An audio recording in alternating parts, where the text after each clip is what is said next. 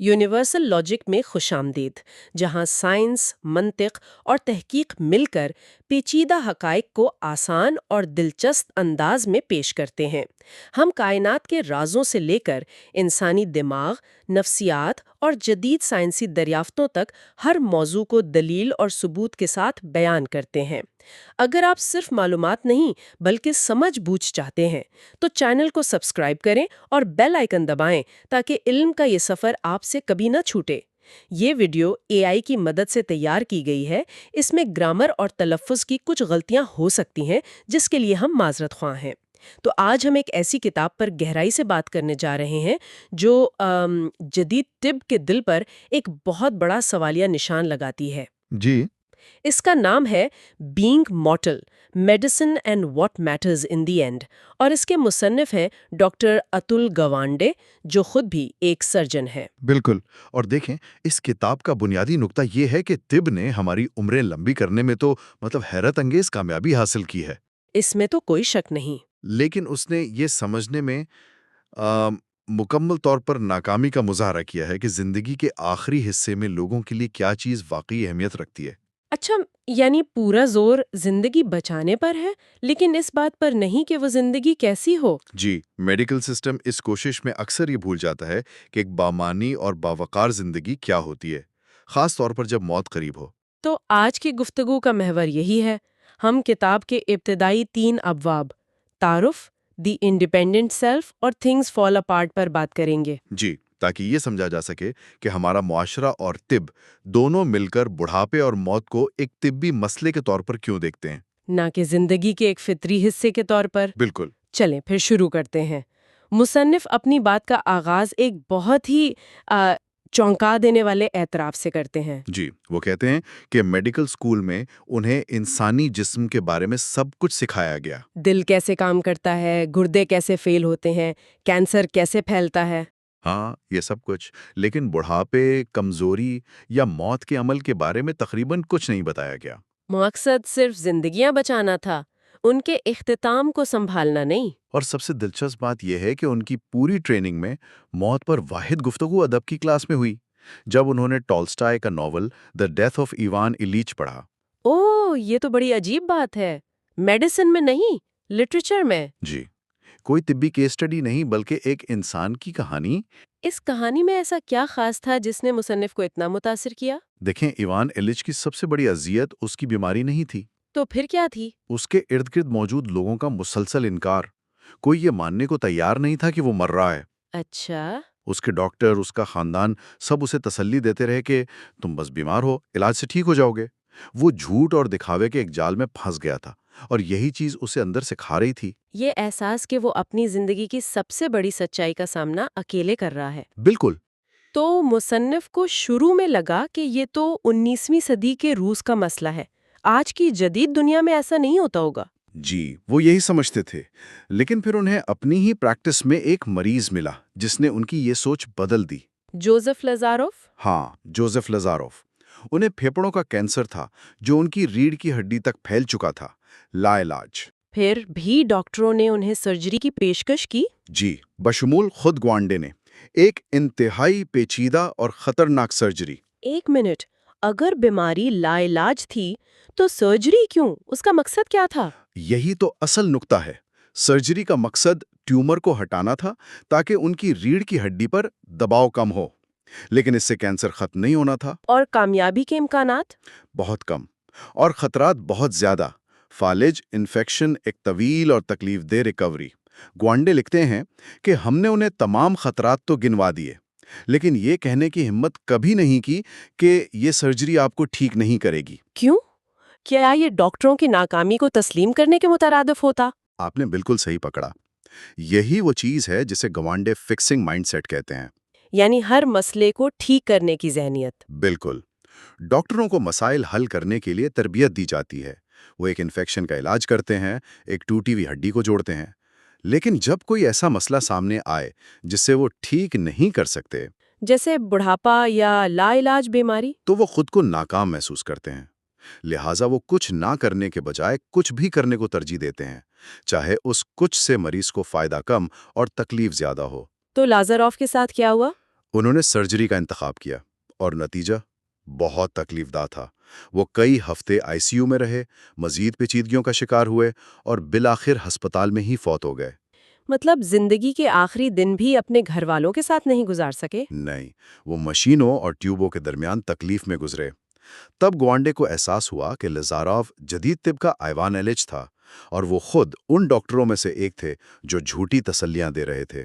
تو یہ ٹھیک کرنے کی ذہنیت صرف ہسپتالوں تک محدود نہیں، بلکہ یہ ہماری پوری سماجی سوچ میں رچ بس گئی ہے، خاص طور پر جب ہم بڑھاپے کو دیکھتے ہیں۔ جی، اور اس تضاد کو سمجھانے کے لیے گوانڈے ہمیں دو بالکل مختلف زندگیوں کی کہانی سناتے ہیں۔ ایک طرف ان کے اپنے دادا اور دوسری طرف ان کی امریکی ساس کی دادی۔ جی، سیتارام گوانڈے جو ہندوستان کے گاؤں میں رہتے تھے اور ایلس جو امریکہ میں رہتی تھیں۔ دو بالکل مختلف دنیائیں، ایک طرف روایت اور خاندان ہے جہاں انحصار شرم کی بات نہیں بلکہ زندگی کا حصہ ہے، اور دوسری طرف جدید دنیا ہے جہاں آزادی اور خود مختاری سب سے بڑی کامیابی سمجھی جاتی ہے۔ پہلے سیتارام گوانڈے کی بات کرتے ہیں۔ سیتارام گوانڈے 110 سال تک زندہ رہے۔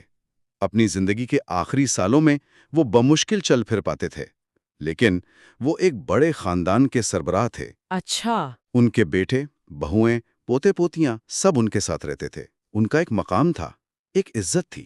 نوجوان ان کے پاؤں چھو کر آشیرواد لیتے۔ وہ جسمانی طور پر دوسروں پر انحصار کرتے تھے، لیکن یہ کوئی بحران نہیں تھا۔ بالکل نہیں، یہ زندگی کا معمول تھا۔ اور اس کے برعکس ایلس تھیں۔ ایلس جدید مغربی معاشرے کی بہترین مثال تھی۔ وہ اپنی 90 سال کی عمر تک اکیلی رہتی تھی، اپنی گاڑی خود چلاتی تھی، اپنے تمام کام خود کرتی تھی۔ کسی پر بوجھ نہیں بننا۔ جی، ان کی زندگی کا سب سے بڑا اصول یہی تھا۔ وہ اپنی خود مختاری پر فخر کرتی تھی۔ یہ دی انڈیپینڈنٹ سیلف کا آئیڈیل تھا، ایک ایسی شخصیت جو خود کفیل ہو اور کسی کی محتاج نہ ہو۔ تو یہ تبدیلی آئی کیسے؟ ایک وقت تھا جب بزرگ خاندان کا مرکز ہوتے تھے، ان کے پاس علم اور تجربے کا خزانہ ہوتا تھا۔ آج ایسا کیوں نہیں ہے؟ گوانڈے کی کئی وجوہات بتاتے ہیں۔ ایک تو ماڈرنزم، شہروں کی طرف ہجرت اور ٹیکنالوجی نے بزرگوں کے روایتی کردار کو تقریباً ختم کر دیا ہے۔ اب علم کے لیے گوگل ہے، تجربے کی وہ قدر نہیں رہی۔ صحیح۔ اور معاشی نظام بھی بدل گیا ہے۔ پہلے جائیداد باپ سے بیٹے کو ملتی تھی، جسے بزرگوں کا اثر و رسوخ قائم رہتا تھا۔ اب نوجوان خود کماتے ہیں اور الگ رہتے ہیں۔ اور دلچسپ بات یہ ہے کہ یہ تبدیلی صرف نوجوانوں نے نہیں چاہی، بزرگوں نے خود بھی اسے اپنایا۔ جی، اور یہ انٹیمیسی ایٹ اے ڈسٹنس کا تصور بہت دلچسپ ہے۔ یعنی والدین چاہتے تھے کہ بچے قریب رہیں، مگر اتنے بھی نہیں کہ روزمرہ کی زندگی میں مداخلت ہو۔ فون پر بات ہو جائے، تہواروں پر ملنے، لیکن اپنی زندگی اپنے اصولوں پر جئیں۔ بالکل، جب انہیں معاشی طور پر موقع ملا تو انہوں نے بھی الگ رہنے کو ترجیح دی۔ امریکہ میں 1900 کی دہائی کے اوائل میں 60% بزرگ اپنے بچوں کے ساتھ رہتے تھے۔ اور 1975 تک؟ یہ شرح 15% سے بھی کم ہو گئی۔ لیکن یہاں آ کر نا سارا مسئلہ کھڑا ہو جاتا ہے۔ ہم خود مختاری کو اتنی اہمیت دیتے ہیں، اسے اپنی زندگی کا سب سے بڑا مقصد بناتے ہیں کہ یہ بھول جاتے ہیں کہ زندگی میں ایک وقت ایسا ضرور آتا ہے جب یہ خود مختاری ختم ہو جاتی ہے۔ یہی اس تصور کا بحران ہے۔ ہمارا پورا معاشرہ، ہمارا میڈیکل سسٹم اس حقیقت کا سامنا کرنے کے لیے تیار ہی نہیں کہ بڑھاپے اور بیماری کے ساتھ انحصار ایک ناگزیر حقیقت ہے۔ جب ہمارا جسم ساتھ چھوڑنا شروع کرتا ہے، جب ہم وہ کام نہیں کر پاتے جو ہم ہمیشہ سے کرتے آئے ہیں، تو ہماری اس قیمتی خود مختاری کا کیا بنتا ہے؟ ہم اس کے لیے کوئی منصوبہ نہیں رکھتے۔ ہم صرف یہ امید کرتے ہیں کہ ایسا نہیں ہوگا، لیکن یہ ہوتا ضرور ہے۔ تو جب ایک شخص جو اپنی پوری زندگی خود مختار رہا ہو، اس کا جسم جواب دینا شروع کر دیتا ہے، تو کیا ہوتا ہے؟ یہی وہ تلخ حقیقت ہے جس کا ذکر کتاب کے تیسرے باب تھنگس فال اپارٹ میں کیا گیا ہے۔ جب چیزیں بکھرنے لگتی ہیں۔ جی، یہ باب اس بات کی وضاحت کرتا ہے کہ بڑھاپا کوئی ایک بیماری نہیں جسے ہم ٹھیک کر سکیں۔ یہ ایک بتدریج عمل ہے، جسم کے تمام نظاموں کے آہستہ آہستہ ٹوٹنے اور بکھرنے کا عمل۔ بال سفید ہوتے ہیں، جلد پر جھریاں پڑتی ہیں، ہڈیاں کمزور ہوتی ہیں۔ پٹھے سکڑتے ہیں، یادداشت کمزور ہونے لگتی ہے۔ یہ ایک ساتھ نہیں ہوتا، بلکہ دھیرے دھیرے ہوتا ہے۔ اور طب اس عمل کو کیسے دیکھتی ہے؟ طب का रवैया एक पुरानी गाड़ी के मैकेनिक जैसा हो गया है। इंजन नाकाम हो रहा है, चैसी में जंग लग रहा है, लेकिन हम सिर्फ टायर बदल रहे हैं, बैटरी चार्ज कर रहे हैं या एक नया साइड मिरर लगा रहे हैं। अच्छा, यानी पैच जॉब्स। जी, मरम्मत के छोटे छोटे काम। ये सफ़र को लंबा तो करते हैं मगर मंजिल तक नहीं पहुंचाते। हम ब्लड प्रेशर को कम करते हैं, कोलेस्ट्रॉल को कंट्रोल करते हैं, एक नाकाम जोड़ या दिल के वाल्व को बदल देते हैं। तो इसका नतीजा क्या निकला है? क्या ये एक कामयाबी नहीं है कि लोग अब ज्यादा अरसे तक जिंदा रहते हैं? एक लिहाज से ये कामयाबी है, लेकिन गुइंडे के मुताबिक ये एक अलमिया भी है। माजी में मौत अक्सर अचानक आती थी, इन्फेक्शन, हार्ट अटैक, हादसा और जिंदगी खत्म। लेकिन अब ऐसा नहीं है। अब मौत एक तवील और सुस्त जवाल के बाद आती है। और इस तवील जवाल के दौरान हम लोगों के साथ क्या करते हैं? हम उन्हें उनके घरों, उनके माहौल और उनकी समाजी जिंदगी से काट कर नर्सिंग होम्स और अस्पतालों के आईसीयू में मुंतकिल कर देते हैं। ऐसी जगहों पर जहां उनकी हिफाजत का तो ख्याल रखा जाता है, लेकिन उनकी जिंदगी के माने छीन लिए जाते हैं। बिल्कुल। इन इदारों में हिफाजत और तिब्बी देखभाल तो होती है, लेकिन वो चीजें छीन ली जाती हैं जो जिंदगी को जीने के काबिल बनाती हैं। जैसे आजादी, जाती पसंद, प्राइवेसी। अपने प्यारों के साथ ताल्लुक, यहाँ तक कि अपने पसंदीदा खाने का इंतखाब। वहाँ के मामूलात इदारे की सहूलत के लिए बनाए जाते हैं, वहाँ रहने वालों की ख्वाहिशात के लिए नहीं। हम लोगों को सिर्फ जिंदा रखने पर तवज्जो देते हैं, इस बात पर नहीं कि वो किस लिए जिंदा रहना चाहते हैं। हम उनके वजूद को एक तिब्बी मसले तक महदूद कर देते हैं। तो आज की गुफ्तगू का खुलासा ये है कि जदीद तिब मौत और बुढ़ापे की हकीकत को समझने में नाकाम रही है। उसका फिक्सिंग माइंडसेट वहाँ काम नहीं करता जहाँ चीजें ठीक नहीं हो सकती। और दूसरी तरफ हमने माशरती तौर पर खुद मुख्तारी को इतना बड़ा आइडियल बना दिया है कि जब ये नागुज़ीर तौर पर ख़त्म होती है तो हमारे पास कोई मंसूबा नहीं होता। अस्पतालों और नर्सिंग होम्स के बंद कमरों में गुजरती है। जी, और ग्वांडे का बुनियादी सवाल यही है कि अगर हमारा मकसद सिर्फ महफूज और तवील जिंदगी गुजारना नहीं है, तो फिर क्या है? एक अच्छी जिंदगी का इख्तिताम कैसा होना चाहिए? यानी हमें अपनी तरजीहात को सिर्फ जिंदा रहने से बढ़कर देखना होगा और ये समझना होगा कि जिंदगी के आखिरी मराहिल में क्या चीज सबसे ज्यादा अहमियत रखती है। बिल्कुल। और यही सवाल हमें किताब के अगले हिस्से की तरफ ले जाता है। अपनी अगली गुफ्तगू में हम इन सवालों के जवाब तलाश करने की कोशिश करेंगे कि इन्हिसार यानी डिपेंडेंस का सामना कैसे किया जाए, मदद यानी असिस्टेंस के बेहतर मॉडल्स क्या हो सकते हैं, और एक बेहतर जिंदगी का हुसूल आखिरी लम्हात तक कैसे मुमकिन है। हम देखेंगे कि कुछ लोगों और इदारों ने इस मसले का हल कैसे तलाश किया है। और इससे हम सब क्या सीख सकते हैं कि एक बावकार और बामानी जिंदगी का इख्तिताम कैसे यकीनी बनाया जाए। इस गुफ्तगू को यहीं ख़त्म करते हैं, लेकिन एक सवाल के साथ जो शायद सुनने वालों को सोचने पर मजबूर करे। अगर आज ये मालूम हो कि हमारे पास सिर्फ महदूद वक्त है, तो हमारी तरजीहात क्या होंगी? मज़ीद इलाज या अपने प्यारों के साथ वक्त? इस सवाल पर सोचिएगा। अगली बार यहीं से बात आगे बढ़ाएंगे।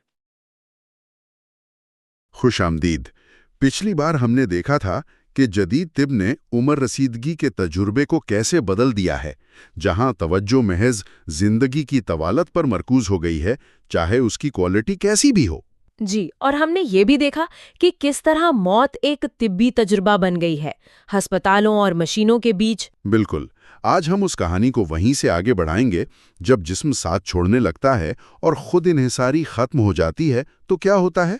ये एक बहुत अहम सवाल है। आज हम इन्हिसार की हकीकत, इसके लिए बनाए गए निज़ामों की तारीख और उन इनकलाबी नज़रियात पर गहरी नज़र डालेंगे जो ये बताते हैं कि कमज़ोरी के बावजूद एक बेहतर ज़िंदगी मुमकिन है। और ये सारी गुफ्तगू अतुल गवांडे की किताब बीइंग मॉर्टल के अगले 3 अब्वाब पर मबनी है: इन्हिसार, मुआवनत और एक बेहतर जिंदगी। तो आइए उसकी गहराई में उतरते हैं। जब हम कहते हैं कि जिस्म बूढ़ा हो रहा है, तो इसका असल मतलब क्या है? ये सिर्फ बालों का सफ़ेद होना तो नहीं है। बिल्कुल नहीं। ये एक साथ होने वाली कई तब्दीलियों का एक बहुत ही पेचीदा अमल है। किताब के मुताबिक उम्र बढ़ने के साथ जबड़े के पट्टे अपनी 40% कमियत खो देते हैं और हड्डियां 20% तक कमजोर हो जाती हैं। 40%? ये तो बहुत ज्यादा है। जी, और 60 साल की उम्र तक औसतन 1/3 दांत गिर चुके होते हैं और 85 साल की उम्र तक 40% लोगों के मुंह में एक भी दांत नहीं रहता। और ये सिर्फ वो तब्दीलियां हैं जो हम देख या महसूस कर सकते हैं। جسم کے اندر کیا ہو رہا ہوتا ہے؟ اندرونی تبدیلیاں اس سے بھی زیادہ حیران کن ہیں۔ مثلاً کیلشیم کی تبدیلی کو ہی لے لیں، وہ ہڈیوں سے نکل کر خون کی نالیوں جیسے نرم بافتوں میں جمع ہونا شروع ہو جاتا ہے۔ اچھا، تو اس سے کیا ہوتا ہے؟ اس سے وہ سخت اور بھربھری ہو جاتی ہیں۔ کتاب میں ایک سرجن کا حوالہ ہے جو کہتا ہے کہ بوڑھے مریضوں کی سرجری کے دوران ان کی خون کی نالیاں کٹنے پر کرنچی محسوس ہوتی ہیں۔ کرنچی؟ یہ سننے میں ہی خوفناک ہے۔ اور یہی نہیں، دل کے پٹھے موٹے ہو جاتے ہیں جبکہ باقی جسم کے پٹھے سکڑ جاتے ہیں۔ اسی سال کی عمر تک جسم اپنے 25 سے 50% تک پٹھے کھو چکا ہوتا ہے۔ اور دماغ کا کیا؟ میں نے سنا ہے وہ بھی سکڑتا ہے۔ جی، دماغ بھی سکڑتا ہے۔ 70 کی دہائی تک کھوپڑی میں دماغ اور ہڈی کے درمیان تقریباً 1 انچ کی اضافی جگہ بن جاتی ہے۔ تو یہ کوئی ایک بیماری نہیں بلکہ ایسا ہے کہ پورا سسٹم ایک ساتھ کمزور پڑ رہا ہے، ہر پرزا اپنی جگہ جواب دے رہا ہے۔ کیا اسی کو سائنس کی زبان میں فریلٹی یا ضعف کہتے ہیں؟ آپ نے بالکل صحیح سمجھا۔ یہ کوئی ایک بیماری نہیں بلکہ پورے جسم کے نظاموں میں بتدریج آنے والی خرابیوں کا مجموعہ ہے۔ جیسے کوئی پرانی گاڑی۔ بالکل۔ کتاب میں اسے ایک پرانے پاور پلانٹ سے تشبیہ دی گئی ہے جس کے پرزے ایک ایک کر کے ناکارہ ہو رہے ہیں۔ شروع میں بیک اپ سسٹم کام چلاتے ہیں لیکن ایک وقت آتا ہے جب کوئی بیک اپ نہیں بچتا۔ اور پھر ایک معمولی سی چیز بھی پورے سسٹم کو گرا سکتی ہے۔ جی، ایک ہلکا سا انفیکشن اور پورا سسٹم ٹھپ ہو جاتا ہے، جسم مزید ٹوٹ پھوٹ برداشت نہیں کر پاتا۔ یہ جسمانی تبدیلیاں تو واقعی پریشان کن ہیں۔ مجھے حیرت ہے کہ ہمارا میڈیکل سسٹم جو ایک وقت میں ایک بیماری کا علاج کرنے کے لیے بنا ہے، اس طرح کی مجموعی کمزوری سے کیسے نمٹتا ہے؟ یہی تو اصل مسئلہ ہے جس پر کتاب روشنی ڈالتی ہے۔ طبی نظام کا نقطہ نظر بہت محدود ہو جاتا ہے۔ محدود کیسے؟ ڈاکٹر کسی ایک مسئلے جیسے کینسر یا ہائی بلڈ پریشر پر تو پوری توجہ دیتے ہیں، لیکن وہ اس بوڑھے شخص کی مجموعی زندگی کو بہتر بنانے کے بارے میں نہیں سوچتے جو درجنوں مسائل کا شکار ہے۔ ان کی توجہ بیماری پر ہوتی ہے، مریض کی زندگی پر نہیں۔ بالکل۔ اس کی بہترین مثال جین گیبریلس کی کہانی ہے۔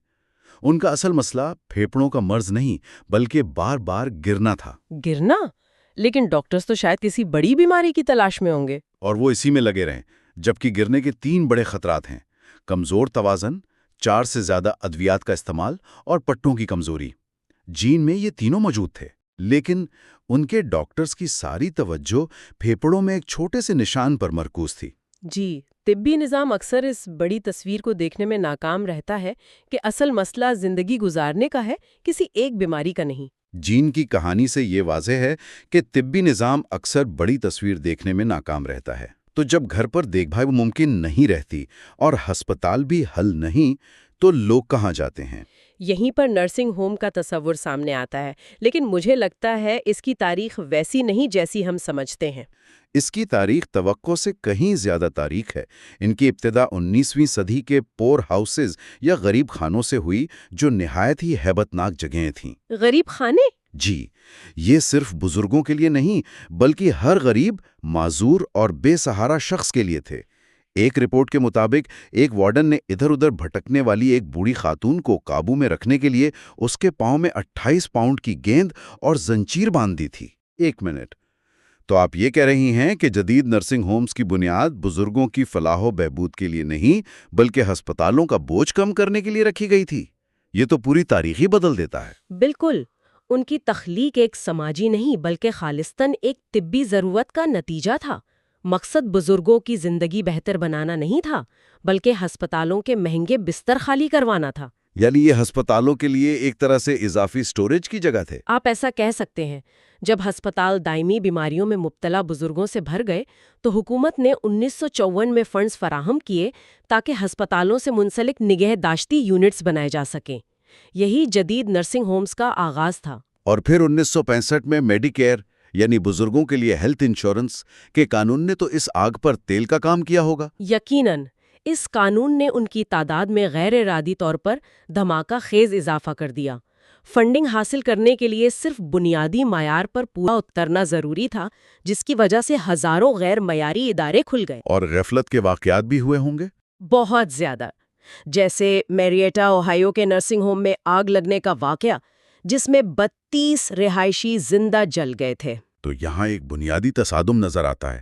ایک طرف حفاظت کا وعدہ ہے اور دوسری طرف آزادی اور ذاتی زندگی کا مکمل خاتمہ۔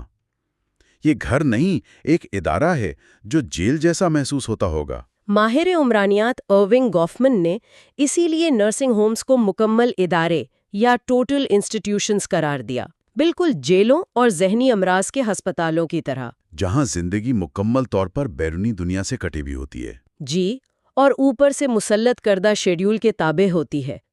ایلس نامی خاتون کی کہانی اس کی بہترین مثال ہے۔ وہ محسوس کرتی تھیں کہ انہیں بوڑھے ہونے کی وجہ سے قید کر دیا گیا ہے۔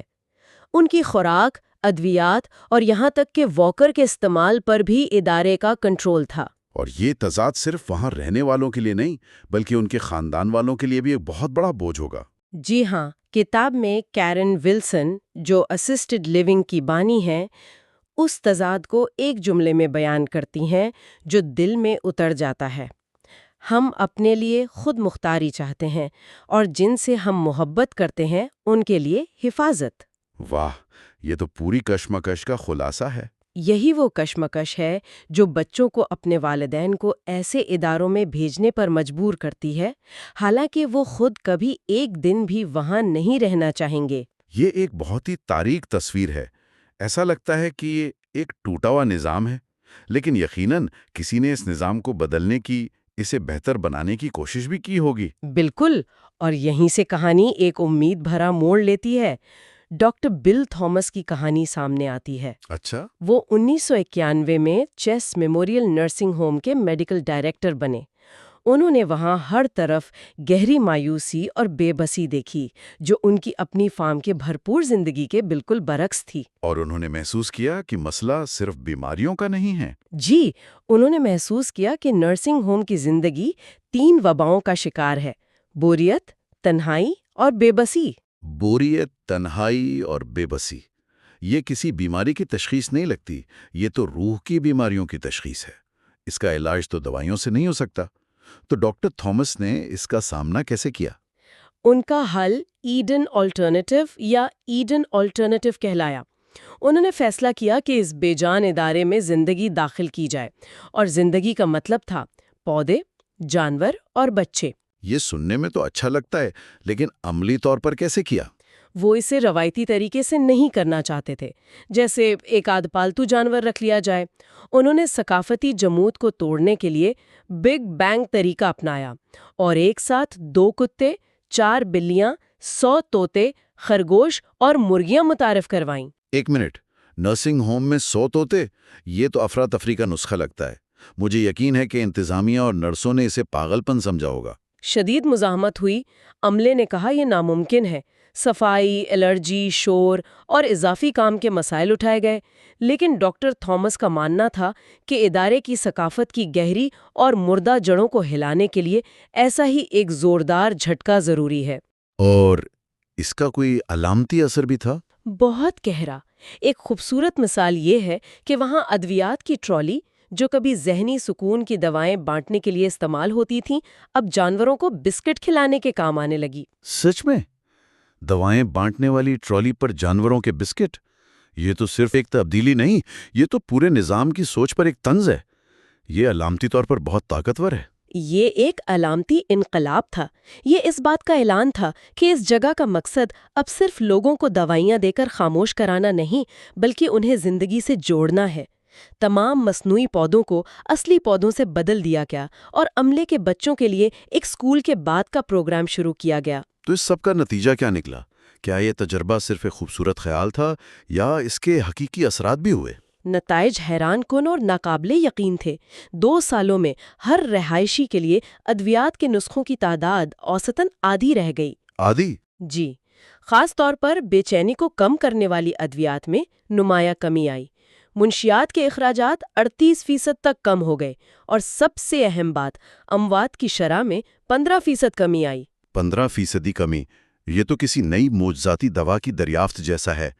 اس کی کوئی انسانی مثال بھی ہوگی جو ان اعداد و شمار کو زندگی بخشے؟ جی، اس کی سب سے دل کو چھو لینے والی مثال مسٹر ایل کی کہانی ہے۔ بیوی کی وفات کے بعد وہ زندگی سے مکمل طور پر مایوس ہو چکے تھے۔ تو وہ ایک طرح سے ہمت ہار چکے تھے، زندگی جینے کی خواہش ہی ختم ہو گئی تھی۔ بالکل، انہوں نے کھانا پینا چھوڑ دیا تھا اور ان کے بچوں کو لگا کہ وہ خودکشی کی کوشش کر رہے ہیں۔ جب وہ نرسنگ ہوم آئے تو ڈاکٹر تھامس نے انہیں کوئی دوا نہیں دی بلکہ ایک ذمہ داری دی، کیا ذمہ داری؟ وہاں موجود کتوں کو روز سیر کرانے کی۔ صرف اتنی سی بات؟ ایک مقصد؟ صرف کتوں کو گھمانے سے اتنی بڑی تبدیلی آ گئی؟ جی، کیونکہ جیسا کہ ڈاکٹر تھامس کہتے ہیں، یہ جینے کے لیے ایک مقصد کی بنیادی انسانی ضرورت تھی۔ اس ایک مقصد نے ان کی زندگی بدل دی۔ انہوں نے دوبارہ کھانا پینا اور لباس بدلنا شروع کیا اور صرف 3 ماہ بعد وہ اتنے بہتر ہو گئے کہ اپنے گھر واپس چلے گئے۔ تو یہ صرف نگہداشت فراہم کرنے کا سوال نہیں تھا، بلکہ زندگی کو بمانی بنانے کا سوال تھا۔ بالکل۔ آج ہم نے انحصار کی تلخ حقیقت، ہمارے معاونتی نظاموں کی خامیوں سے بھری تاریخ اور اس امید افزا مثال کو دیکھا کہ کمزوری میں بھی زندگی کو نئے معنی دیے جا سکتے ہیں۔ مرکزی خیال یہ ہے کہ زندگی کا معیار، مقصد اور خود مختاری محض حفاظت اور بقا سے کہیں زیادہ اہم ہے۔ اور یہاں ایک اہم سوال پیدا ہوتا ہے جو صرف اداروں کے بارے میں نہیں بلکہ ہم سب کے لیے ہے۔ ہم اپنے اور اپنے پیاروں کے لیے حفاظت اور بامانی زندگی کے درمیان کن سمجھوتوں کے لیے تیار ہیں؟ کیا ہم اپنے بزرگوں کو محفوظ رکھنے کے لیے ان سے وہ سب کچھ چھین لیں گے جو ان کی زندگی کو جینے کے قابل بناتا ہے؟ یہ ایک ایسا سوال ہے جس کا جواب ہر ایک کو خود تلاش کرنا ہے۔ اگلی بار ہمارے ساتھ شامل ہوں جب ہم اس سفر کے سب سے مشکل اور ذاتی پہلوؤں پر بات کریں گے۔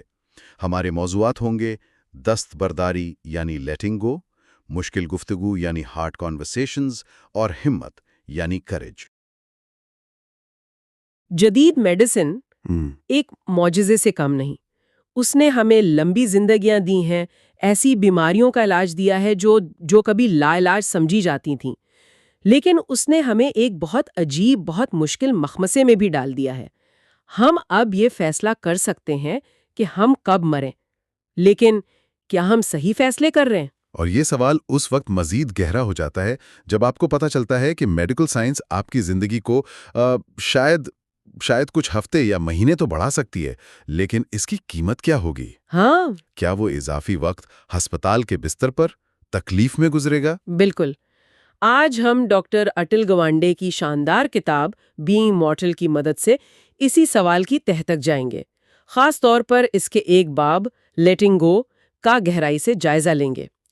آج ہماری کوشش یہ سمجھنا ہے کہ زیادہ لمبی زندگی جینے کی کوشش میں کہیں ہم ایک اچھی زندگی جینا تو نہیں بھول گئے۔ یہ ایک ایسی گفتگو ہے جسے ہم سب ٹالتے رہتے ہیں، لیکن گوانڈے کہتے ہیں کہ یہ ٹالنا ہی سب سے بڑا ظلم ہے جو ہم اپنے پیاروں کے ساتھ اور اپنے ساتھ کرتے ہیں۔ تو آئیے اس گفتگو کو ایک کہانی سے شروع کرتے ہیں جو اس باب کے بالکل دل میں ہے۔ یہ سارا تھامس مونوپولی کی کہانی ہے۔ وہ 34 سال کی تھیں، حاملہ تھیں، اپنے پہلے بچے کی دنیا میں آنے کا انتظار کر رہی تھیں جب ایک دن سانس لینے میں دشواری پر ڈاکٹر کے پاس گئیں اور انہیں بتایا گیا کہ انہیں پھیپھڑوں کا 4تھے سٹیج کا کینسر ہے، ایک ایسا کینسر جس کا کوئی علاج نہیں تھا۔ یہ ایک ایسی خبر ہے جو کسی کی بھی دنیا ہلا دے، اور سارا اور ان کے شوہر نے وہی کیا جو شاید ہم میں سے کوئی بھی کرتا۔ لڑنے کا فیصلہ؟ جی، انہوں نے لڑنے کا فیصلہ کیا۔ انہوں نے بہترین آنکولوجسٹ ڈھونڈا، جدید ترین علاج شروع کروایا، لیکن یہیں سے امید اور حقیقت کے درمیان ایک خطرناک فاصلہ پیدا ہونا شروع ہو جاتا ہے۔ وہ فاصلہ وہ کیسا تھا؟ ڈاکٹرز تو سچ بتا رہے ہوں گے۔ ہاں، لیکن ڈاکٹرز کی زبان اور مریض کی زبان میں بہت فرق ہوتا ہے۔ کتاب بتاتی ہے کہ اس قسم کے کینسر میں تمام علاج کے باوجود زندہ رہنے کی اوسط مدت صرف 1 سال کے قریب تھی۔ صرف 1 سال؟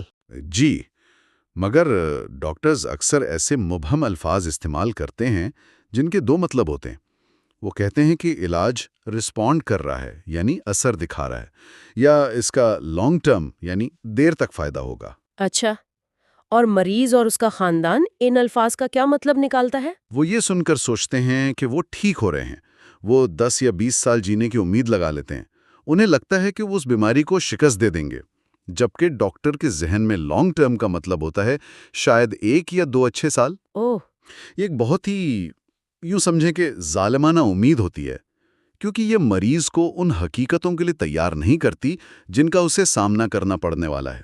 اور سب سے حیران کن بات یہ ہے کہ خود مصنف ڈاکٹر گوانڈے جو ایک کامیاب سرجن ہے، بالکل وہ بھی اسی چکر میں پھنسے ہوئے تھے۔ وہ بھی سارا کے کیس میں شامل تھے اور وہ تسلیم کرتے ہیں کہ انہوں نے بھی سارا اور اس کے شوہر کے ساتھ موت کی حقیقت پر بات کرنے سے گریز کیا، یہاں تک کہ وہ انہیں ایک تجرباتی علاج کے کامیاب ہونے کی خالص خیالی امید دلاتے رہیں، یہ جانتے ہوئے بھی کہ اس کے امکانات نہ ہونے کے برابر ہے۔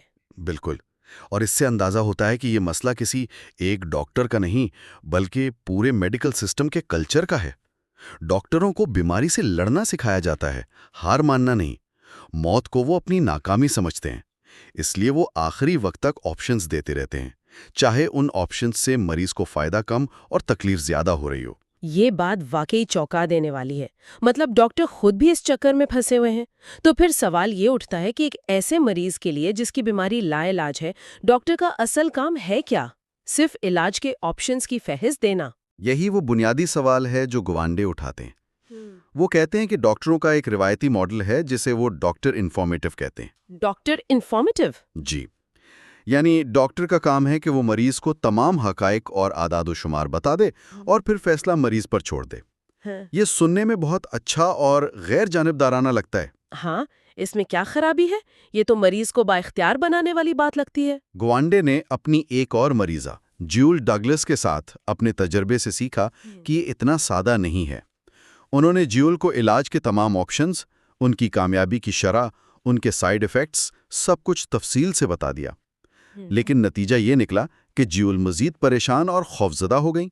ان پر معلومات کا اتنا بوجھ تھا کہ وہ کوئی فیصلہ ہی نہیں کر پا رہی تھی۔ ایک منٹ، لیکن کیا اس کا متبادل خطرناک نہیں ہے؟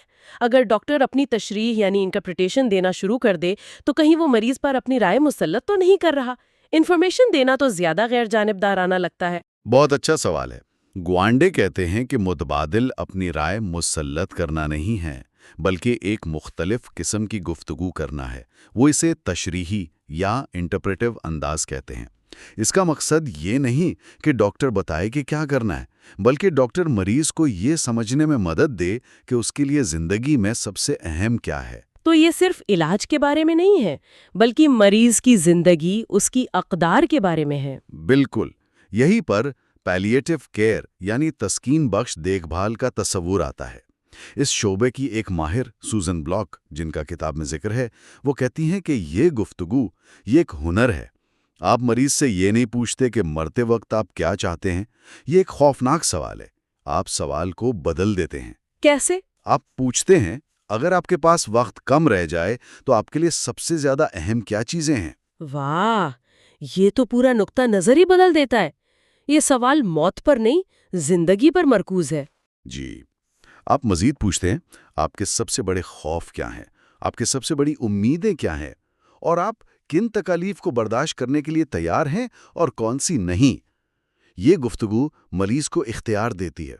یہ فیصلہ کیمو تھراپی کے بارے میں نہیں رہتا، یہ فیصلہ اس بارے میں ہو جاتا ہے کہ بقیہ زندگی کیسے گزارنی ہے۔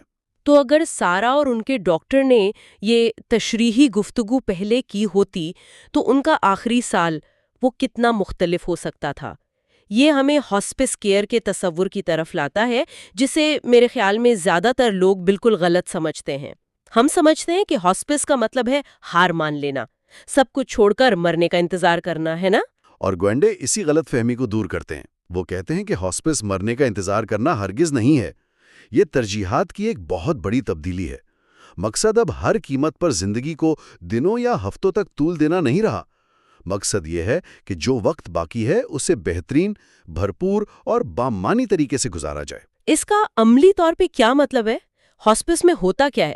اس کا مطلب ہے درد اور تکلیف سے آزادی۔ اس کا مطلب ہے ہسپتال کے چکروں، تکلیف دہ ٹیسٹوں اور کیمو تھراپی کے سائیڈ ایفیکٹ سے نجات۔ ہاسپس کی ٹیم، جس میں ڈاکٹر، نرسیں، سوشل ورکر شامل ہوتے ہیں، آپ کے گھر آ کر آپ کی دیکھ بھال کرتی ہے۔ وہ اس بات کو یقینی بناتے ہیں کہ آپ آرام سے ہو، آپ کو ذہنی اور روحانی سکون ملے اور آپ اپنا وقت اپنے پیاروں کے ساتھ گزار سکیں۔ ٹھیک ہے، یہ کتاب کا وہ حصہ ہے جس نے مجھے واقعی ہلا کر رکھ دیا۔ اس میں کچھ ایسی تحقیق کا ذکر ہے جس پر یقین کرنا مشکل ہے۔ یہ کہتے ہیں کہ جو مریض ہاسپس کیئر کا انتخاب کرتے ہیں وہ نہ صرف کم تکلیف اٹھاتے ہیں بلکہ بعض صورتوں میں ان مریضوں سے زیادہ عرصے تک زندہ رہتے ہیں جو آخری وقت تک علاج کرواتے رہتے ہیں۔ یہ کیسے ممکن ہے؟ یہ تو عقل کے بالکل خلاف ہے۔ یہ واقعی حیران کن ہے، لیکن اس کے پیچھے ایک منطق ہے۔ 2010 کی ایک مشہور تحقیق کا حوالہ ہے جس میں پھیپھڑوں کے کینسر کے مریضوں کا مطالعہ کیا گیا۔ جن مریضوں کو شروع سے ہی تسکین بخش دیکھ بھال ملی وہ نہ صرف بہتر محسوس کرتے رہے بلکہ اوسطاً تقریباً 3 مہینے زیادہ زندہ رہے۔ 3 مہینے؟ یہ تو بہت زیادہ وقت ہے۔ بالکل۔ ایک اور تحقیق میں کنجسٹو ہارٹ فیلئر کے مریض وہ بھی 3 مہینے زیادہ زندہ رہے۔ اس کی وجہ شاید یہ ہے کہ جب آپ کا جسم پہلے ہی ایک جان لیوا بیماری سے لڑ رہا ہوتا ہے تو کیمو تھراپی اسے مزید کمزور کر دیتی ہے۔ بالکل، یہ آپ کے مدافعتی نظام کو تباہ کر دیتا ہے۔ اس کے برعکس جب آپ تکلیف دہ علاج چھوڑ کر سکون اور آرام پر توجہ دیتے ہیں تو آپ کے جسم کو سنبھلنے کا موقع ملتا ہے۔ آپ بہتر کھاتے ہیں، آپ ذہنی طور پر پرسکون ہوتے ہیں، اور شاید اسی وجہ سے آپ کی زندگی کا معیار اور دورانیہ دونوں بہتر ہو جاتے ہیں۔ دیتے ہیں۔ یہ تو کسی فلسفی کی بات لگتی ہے، اور یہ ہمیں سیدھا اس باب کے عنوان لیٹنگ گو یعنی جانے دینا کے مرکزی خیال پر لاتا ہے۔ جی، اور یہ سمجھنا سب سے ضروری ہے کہ لیٹنگ گو کا مطلب ہتھیار ڈالنا یا ہار ماننا نہیں ہے۔ اس کا مطلب ہے اپنی موت کی حقیقت کو قبول کرنا تاکہ آپ باقی بچے ہوئے وقت کا بہترین استعمال کر سکیں۔ یہ اس بات کا فیصلہ کرنا ہے کہ آپ کے لیے کیا زیادہ اہم ہے، آپ کے خوف یا آپ کی امیدیں، اور آپ کی امیدیں کس چیز سے وابستہ ہیں، صرف زیادہ وقت سے، چاہے وہ جیسا بھی ہو، یا اس وقت کے معیار سے۔ گوانڈے اس نقطے کو اپنی ذاتی کہانی کے ذریعے بہت ہی جذباتی انداز میں بیان کرتے ہیں۔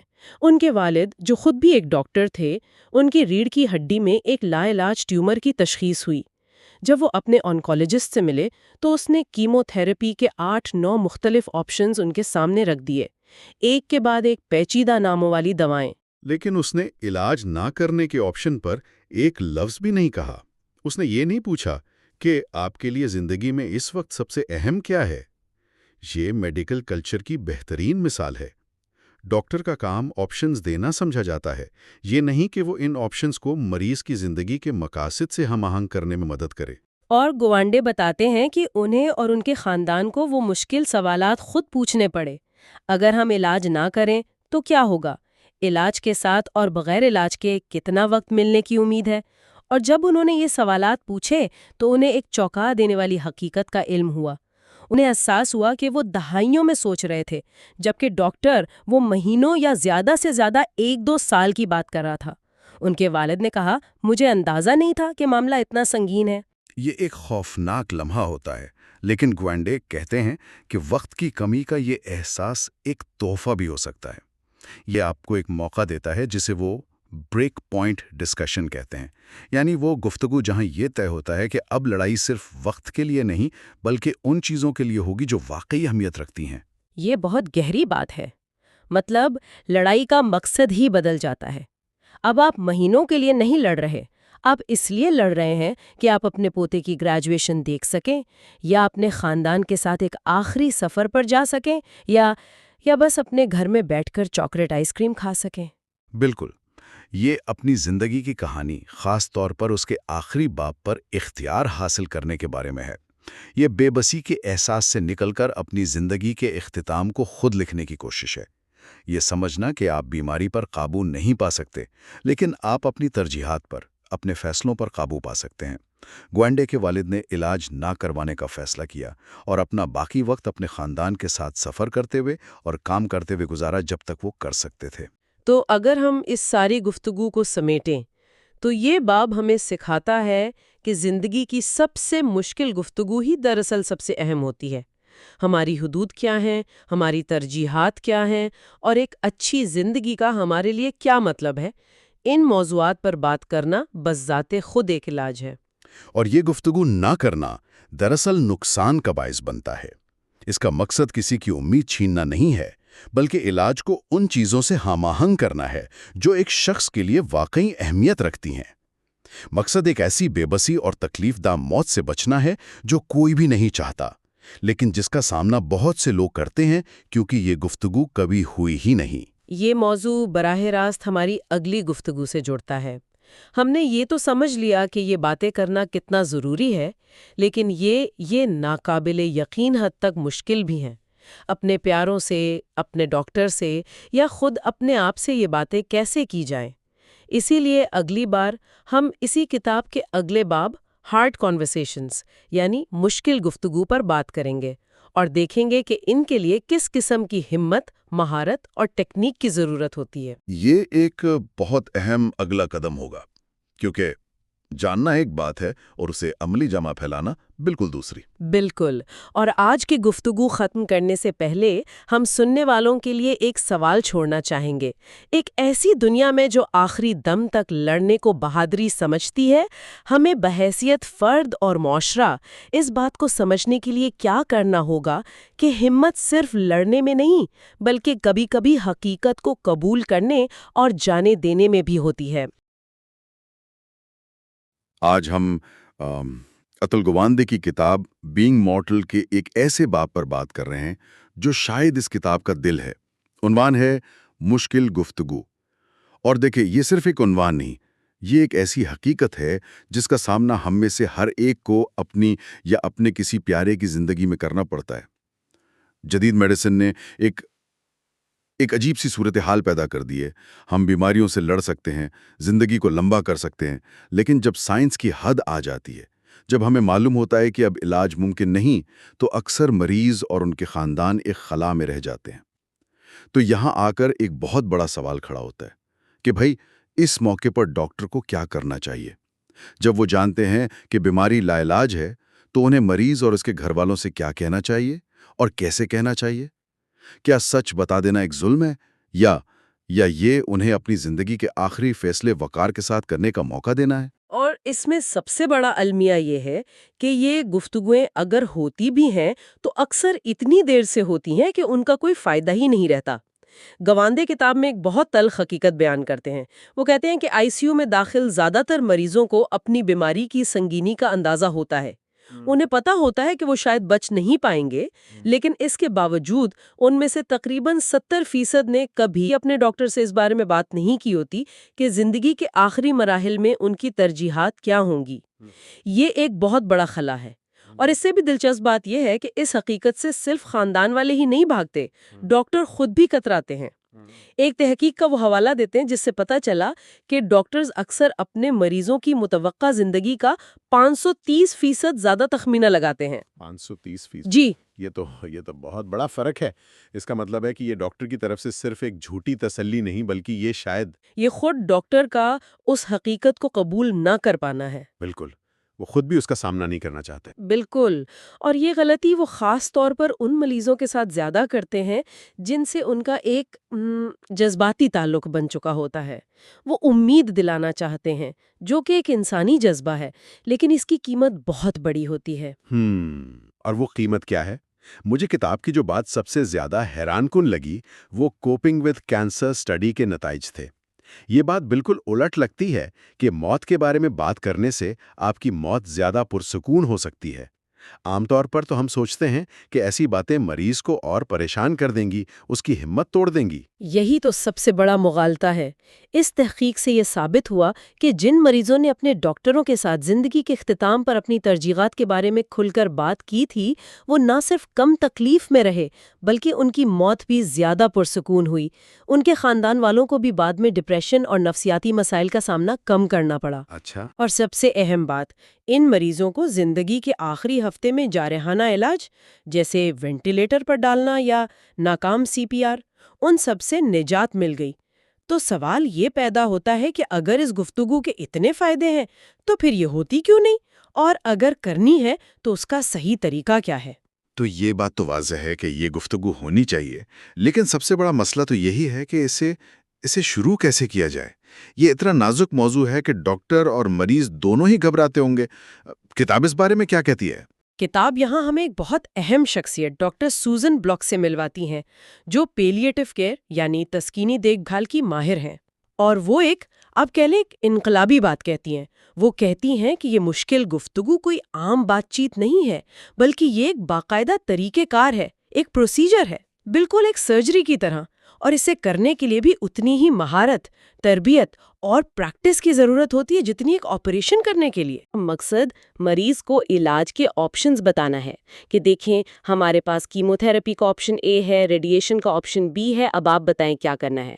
جبکہ ڈاکٹر بلاک کہتی ہیں کہ یہ مقصد ہے ہی نہیں، اصل مقصد مریض کی اندرونی دنیا کو سمجھنا ہے، یہ جاننا کہ اس کے خوف کیا ہیں، اس کی امیدیں کیا ہیں، اور اگر وقت کم ہو تو اس کے لیے زندگی میں سب سے اہم کیا چیز باقی رہ گئی ہے۔